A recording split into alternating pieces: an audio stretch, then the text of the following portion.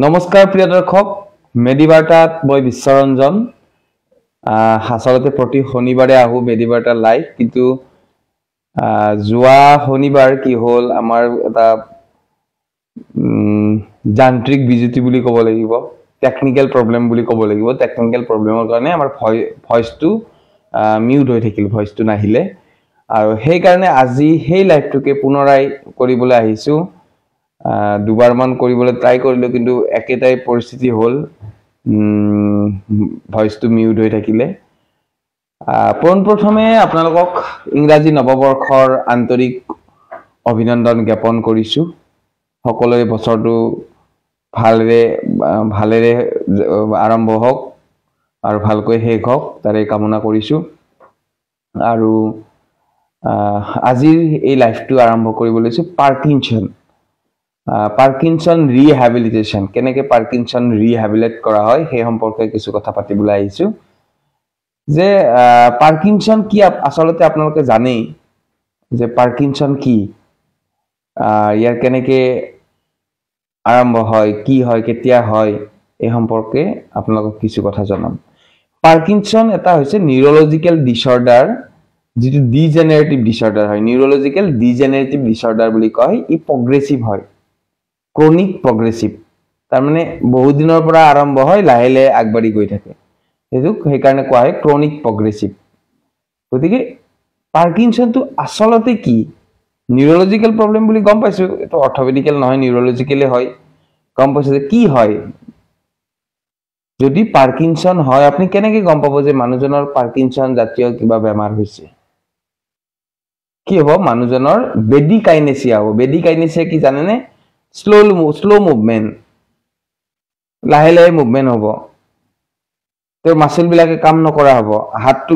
ট্ৰেমাৰ হ'ব কপনি আহিব তাৰ পিছত কপনি আহিব তোৰ থোক গিলিব নোৱাৰা হ'ব সুৱেলন প্ৰবলেম এটো আমি যেনে গিলি দিছো তো গিলিব নোৱাৰা হ'ব তাৰ পিছত তোৰ ডিপ্ৰেছন আহিব তোৰ কি হ'ব পাৰে আৰু তোৰ হ'ব পাৰে স্পিচ প্ৰবলেম হ'ব পাৰে মাসল মুভমেন্টটো যাবই খোজ কাঢ়িব নোৱাৰিব আগলে হাউলি যাব এনেকে হাউলি যাব গতিকে এনেকুৱা ধৰণৰ প্ৰবলেম আহিলে আপুনি গম পাব যে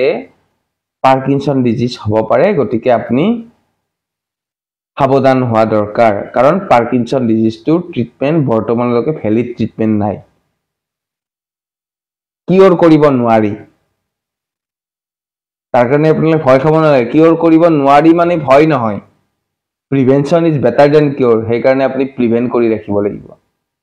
সেই কাৰণে মই কামটোতে কৰিছো পাৰ্কিনসন ৰিহেবিলিটেশন পুনৰ সংস্থাপন পাৰ্কিনসনৰ পুনৰ সংস্থাপন কেনেকৈ কৰিব পাৰি গতিকে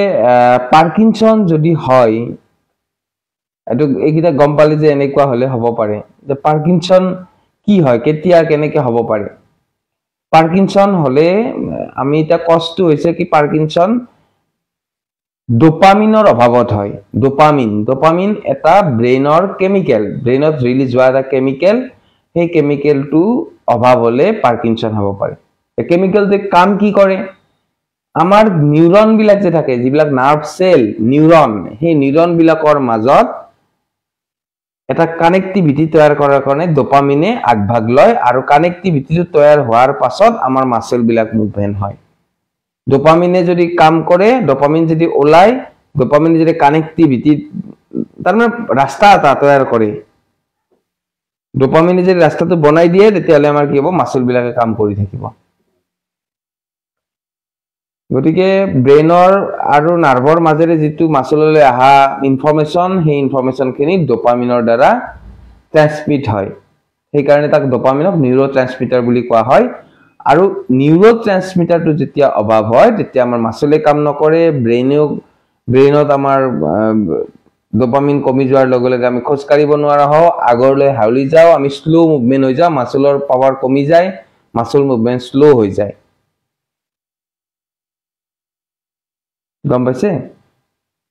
তাৰ পিছত এখিনি হল যে হয় কি কাৰণত হয় কেতিয়া পাৰ্কিনসন হ'ব পাৰে এতিয়া যদি আমাৰ ডায়াগনোসিস আমি কেনেকৈ কৰা যায় ফ্যামিলি হিষ্ট্ৰি চোৱা যায় ফ্যামিলি হিষ্ট্ৰি কাবাৰ আছে নেকি জেনেটিক্স ডিসঅৰ্ডাৰৰ কাৰণে হ'ব পাৰে জেনেটিক্স কিবা প্ৰবলেম আছে নেকি হেড ট্ৰমা হৈছিল নেকি ভাইৰেল ইনফেকশন হৈছিল নেকি এইবিলাক চোৱা যায় তাৰ পিছত কিছুমান ভাইৰেল ইনফেকশন চোৱা যায় হেড ট্ৰমা চোৱা যায় এন্টিসাইকেটিক ড্ৰাগ কেতিয়াবা এন্টিসাইকেটিক ড্ৰাগ লৈছে নেকি এন্টিসাইকেটিক ড্ৰাগৰ কাৰণেও কেতিয়াবা পাৰ্কিনসন হ'ব পাৰে ড্ৰাগ ৰিএকশন হৈ পেলাই তাৰ পিছত আপোনাৰ এনভায়ৰনমেন্টাল ফ্যাক্টৰৰ কাৰণে হ'ব পাৰে এনভায়ৰনমেন্টাল ফ্যাক্টৰ মানে হৈছে আমাৰ ধৰি লওক পানী এটা খাই আছে পানীটোত বহুত কেমিক্যাল মিক্স হৈ আছে আমি তলৰ পৰা পানীৰ যেটো গ্ৰাউন্ড লেভেলৰ পানীটো শুদ্ধ নহয় পানীটোত বহুত কেমিক্যাল আছে আইৰন আছে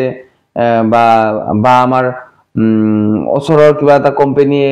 তাত কেমিক্যাল এৰি দিয়াৰ ফলত আমাৰ পানীটো দূষিত হৈছে বা আমি খোৱা খাদ্যবিলাকত পেস্টিসাইড আছে গতিকে এইবিলাক কাৰণত আমাৰ কি হয় পাৰ্কিনসন হ'ব পাৰে গতিকে আমি কাৰণবিলাক গম পালো এনেকুৱা কাৰণত হ'ব পাৰে এতিয়া কথাটো আহিল ট্ৰিটমেন্ট কি আছে মই আগতে কৈছো ইয়াত ভ্যালিড ট্ৰিটমেন্ট নাই বৰ্তমানলৈকে ট্ৰিটমেন্ট বুলি ক'বলৈ গ'লে আমি কৰিব লাগিব কি নিউৰোলজিষ্ট বা নিউৰোসাৰ্জনৰ ওচৰত গৈ ডোপামিন বঢ়াব লাগিব ডোপামিন বঢ়োৱা কিছুমান মেডিকেশন আছে ডোপামিন বঢ়াব লাগিব যদি সাইকোলজিক্যাল কিবা ইস্যু হৈছে সাইকোলজিক্যাল হে ট্ৰিটমেন্ট কৰিব লাগিব তাৰ পিছত আৰু বিভিন্ন ঔষধ আছে এখিনি ঔষধ এজ পাৰ নিউৰোলজিষ্ট নিউৰোসাৰ্জনৰ এডভাইস মতে খাব লাগিব তাৰ পিছত আহিব ফিজিক্যাল মেডিসিন এন্ড ৰিহেবিলিটেশন ডিপাৰ্টমেন্টৰ অধীনত কিছুমান প্ৰসেস থেৰাপিউটিক ট্ৰিটমেন্ট আছে এই থেৰাপিউটিক ট্ৰিটমেন্ট খিনি কৰিব লাগিব তাত ধৰি লওক ডেইলি লিভিং এক্টিভিটিৰ কাৰণে কিছুমান ট্ৰিটমেন্ট আছে এডিয়াল অকুপেশনাল থেৰাপিষ্টৰ দ্বাৰা কৰোৱা হয় স্পিচৰ কাৰণে স্পিচ থেৰাপিষ্ট ফিজিক্যাল এক্টিভিটিৰ কাৰণে ফিজিক্যাল মেডিসিন ডক্টৰ বা ফিজিওথেৰাপিষ্ট এই সকলো লগ লাগি এই টিমটো লগ লাগি আপোনাক কি কৰিব ৰিহেবিলিটেট কৰিব গতিকে আপুনি ভাবিব লাগিব যে মই পাৰ্কিনসন ডিজিজটো ৰোধ কৰিব লাগিব এখন বেৰ দিব লাগিব এটা বাউন্ডাৰী দিব লাগিব যাতে পাৰ্কিনসন ডিজিজটো সেই বাউন্ডাৰীটো পাৰ হৈ না যায় মোক বিপদত নেপেলাই তাৰ কাৰণে কি কৰিব লাগিব আপুনি এখন প্ৰিভেন্টিভ ওয়াল দিব লাগিব এখন প্ৰিভেন্ট কৰাৰ কাৰণে এখন ওয়াল দিব লাগিব যিখন ওয়ালে আপোনাক যিখিনি হৈছে তাতে সীমাবদ্ধ ৰাখিব তাতকে বাঢ়ি যাব নিদিয়ে গতিকে আমি প্ৰিভেন্ট কৰিব লাগিব পাৰ্কিনসন ডিজিজক প্ৰিভেন্ট কৰিব লাগিব ৰাতিপুৱা চাহ কাপ খোৱাৰ দৰেকে আমি এক্সাৰসাইজ হেবিট